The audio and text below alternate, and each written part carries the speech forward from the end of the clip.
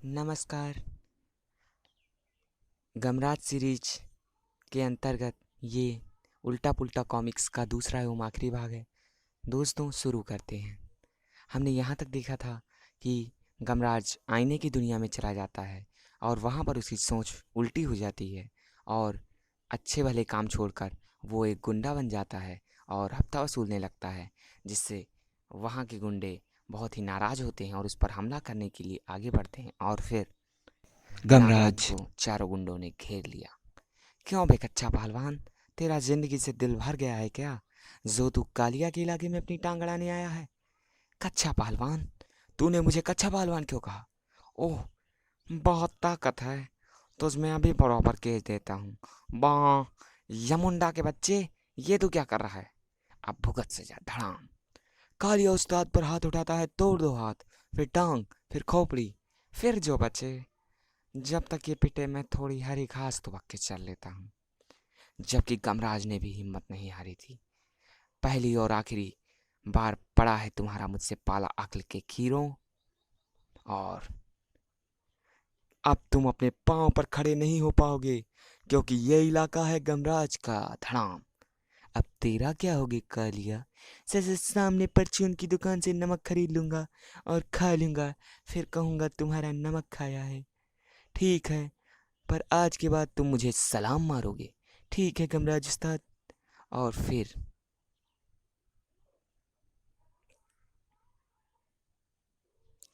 और अब ये बता, तूने मुझे कच्चा पहलवान क्यों कहा था? क्योंकि गमराज उस्ताद, आपने तो पैंट पहनी ही नहीं। अब तो मुझे कच्चा पहलवान गमराज बनकर ही यहाँ रहना होगा। कहाँ गई मेरी पैंट?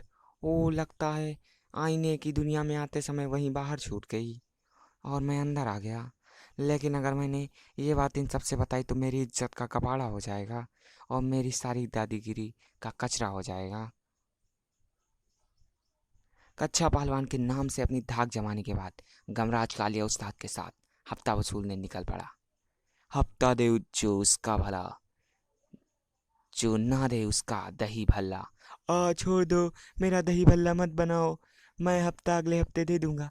पर याद रखियो, अगली बार हफ्ता टाइम पर ना मिला ना तो हम सौंठ भी लेंगे। गमराज उस्ताद, ये सौंठ क्या है? 100 से 100 ठा से ठोकरे, मतलब 100 ठोकरे दूंगा। चल बे निकल, हफ्ता निकाल। हफ्ता? मगर अभी तक मेरी बोनी ही नहीं हुई है।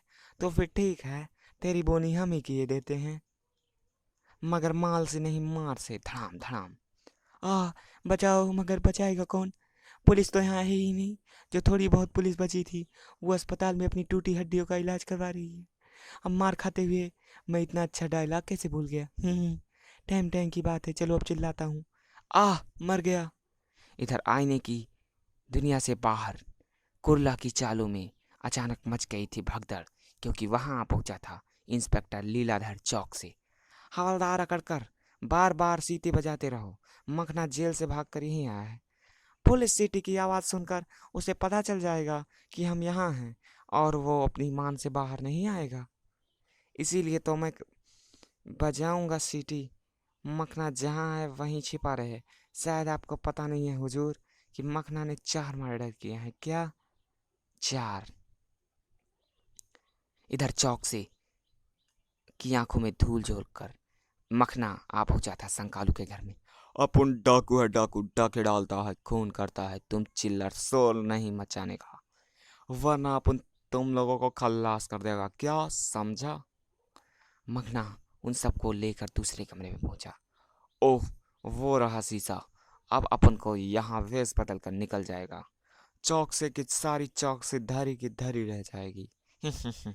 लहसुन, आज क्या हो गया तुझे? इसके निकट जाकर बम फोड़ दें, पर इसके हाथ में तो बंदूक है। करेले, तेरे पास चमक मारने वाला शीशे का टुकड़ा है ना?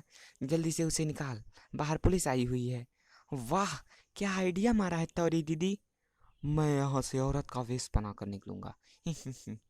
औरत का वेश बनाने के लिए लिपस्टिक, बिंदी, झुमके, साड़ी, पेटीकोट, ब्लाउज, नकली जूड़ा ले आया हूँ। करेले ने चौक से की आंखों पर मारी शीशे की चमक। ओह, ये चमक कौन मार रहा है? हुजूर, उधर शरारती बच्चे किए ले हैं शरारत और वो हेल्प का नोट हाथ में लिए रहे हैं हुजूर। लगता है मखना उसी की चाल में है। मैं सीटी बजाता हूँ, तू चाहे भांपू बजा ले या मखना, चौक से चाक चौबंद के हाथों से नहीं बचेगा। हुजूर रुक जाइए, पुलिस का इस प्रकार गुंडे बदमाशों के पीछे पड़ना ठीक नहीं। लेकिन तब मखना देख चुका था आईना, और तभी अरे, ये शीशे के दो हाथ निकलकर मुझे अंदर क्यों खींच रहे हैं? ये क्या, आईने के हाथ? ओह, मैंने तो तुम्हें बताना ही भूल गया कि इस शीशे में देखो तो दो हाथ निकलकर सामने वाले को अंदर खींच लेते हैं। रुक जाओ मखना, वरना मार दूंगा गोली। अरे, शीशे में कैसे घुस गया? बंदूक माँ हाथ में हो तो हुजूर कोई कैसे घुस सकता है? अब वापस चलते हैं हुजूर। और अगले ही पल, अब एक गोली चला, मेरा मतलब है हुजूर, गोली चला दीजिए, वरना यह हमें घसीट लेगा। इसने मेरे बाजू के कोण पकड़े हैं, अगर मैं गोली मारूंगा तो उसे लगेगी ही नहीं, खामखा एक गोली बर्बाद होगी। आह उफ, और दोनों आकर गिरे आईने की दुनिया में। चलने लगा इंस्पेक्टर चौकसे पर भी आईने का जादू, यानी वो भी सोचने लगे उल्टा पुल्टा।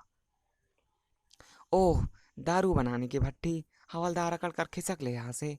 किसी बदमाश की नज़र पड़ गई तो वर्दी उतार लेगा, और हमारे पास दूसरे कपड़े भी नहीं। पर हुजूर, बिना वर्दी के आप झांपू जैसे लगेंगे क्या? हुजूर, मैंने तो टोपी में दो छेद कर दिए हैं, और टोपी लटका दी नाक और कान पर। अब मुझे कोई पहलवान नहीं पहचान पाएगा कि मैं हवलदार अकड़ कर हूँ। मैं भी ऐसा करता हूँ, अपनी कमीज और बेल्ट उतारकर कंधे पर टांग लेता हूँ। अब ठीक है ना हवलदार अकड़कर, कोई मुझे पहचानेगा तो नहीं? जब तक मैं किसी को नहीं पहचान पाऊंगा, कोई आपको नहीं पहचानेगा। पर अब मुझे डांट मत लगाइए क्या? तभी, हुजूर ये तो मखना है। अरे हाँ, इसी का तो हम पीछा कर रहे थे। कहीं ये हमें पहचान गया तो बहुत मारेगा। मुझे अपना शिष्य स्वीकार करो महाराज, मैं आपकी शरण में आया हूँ। बुद्धम शरणम गच्छामि। तभी पड़ गई मखना की नजर। अरे, ये तो इंस्पेक्टर चौक से हैं। इसे तो मैं किसी भी रूप में पहचान सकता हूँ। इंस्पेक्टर साहब, मैं बहुत सताया हूँ, अब मैं साधु बन गया हूँ। पहले भिक्षा आपसे ही लूंगा, भिक्षाम दे। हवलदार अकड़ कर भागो, क्या जमाना आ गया है हुजूर, पुलिस वालों से भी भिक्षा मांग रहे हैं। इंस्पेक्टर चौक से तो मखना के हाथों नहीं लगा, मगर मखना टकरा गया घमराज से। अरे घमराज, मुझे पहचाना? तुमने ही मुझे एक दिन के लिए अंदर करवाया था। हाँ हाँ, ठीक से याद है, हफ्ता निकाल। और यही वो पल था जब यमराज हमेशा की तरह अपने पुत्र की खैरियत जानने के लिए पृथ्वी का दृश्य देख रहे थे। न जाने किसके गम में दुखी होगा मेरा पुत्र गमराज। हफ्ता, गमराज, हफ्ता वसूल करना तो गुंडे मवालियों का काम है। तुम तो भले इंसान हो, दूसरों के गम के मारे ये बातें तुम्हें शोभा नहीं देती। और बस जैसे मखना को गमराज ने गोली दे दी हो। मैं तुझसे हफ्ता मांगा, तू मुझे उपदेश देने लगा। अब तुझसे पूरा महीना लूंगा। आह, साधु पर हाथ उठाता है, पाप चढ़ेगा। मारो इसे, मारो, मार मार कर इसके बाल सुझा दो। ओह, और ये दृश्य देखकर चौंक पड़े यमराज। चित्रगुप्त, चित्रगुप्त, हमें फौरन पृथ्वी पर जाना होगा। जहाँ तक मुझे ध्यान पड़ता है, यमराज की पृथ्वी पर कोई ऐसा परोपकारी व्यक्ति नहीं बचा जिसकी आत्मा लाने लायक लाने के लिए आप खुद जाएं। किसी की आत्मा लाने के लिए नहीं चित्रगुप्त, हम अपने पुत्र गमराज की फिक्र है, जो हमेशा किसी न किसी के गम के दूर करने के चक्कर में फंसा रहता है, मुसीबतों में। अगर आज वो दूसरों के लिए मुसीबत में बना हुआ है, ओह, तब तो आपको शीघ्र जाना चाहिए। चलो, इसी बहाने आज पुत्र के कान खींच लूंगा। क्योंकि यमुंडा का पुत्र यमुंडा था वृषभराज का पुत्र, और वृषभराज ने भी सोचा कि वो इस बहाने अपने पुत्र से मिलने लगा। वृषभराज पर सवार होकर यमराज सीधे गमराज के घर पर ही लैंड किए। मेरी दिव्य दृष्टि यहाँ गमराज का पता क्यों नहीं बता रही? गमराज इस वक्त यहाँ नहीं है, तो फिर संकालू को पता होगा कि इस समय कहाँ है। लेकिन संकालू भी घर पर नहीं है। उसके घर बच्चों से ही चलकर पूछता हूँ। यमराज के आदेश पर उसी समय वृषभराज हो गया गायब। यमराज सीधे आ पहुंचे अंदर। क्यों बच्चे, तुम्हारे पिताश्री कहाँ हैं? पिताश्री? मोटे अंकल, क्या आप रामलीला से भाग कर आए हो?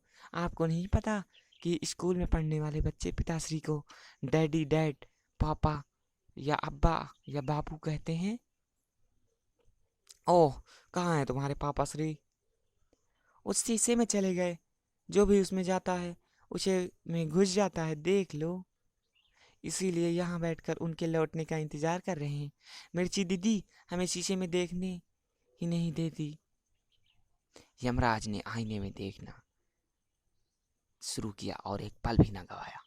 बड़ी अजीब सी बात है कि आईने को देखने पर कोई हाथ खिंच जाए। इस रहस्य का फौरन पता लगाना होगा।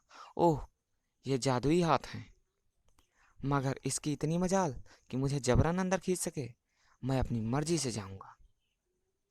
आईने की दुनिया में पदार्पण हुआ यमराज का। वृषभ राज, मुझे इस जगह का भ्रमण कराओ। भ्रमण?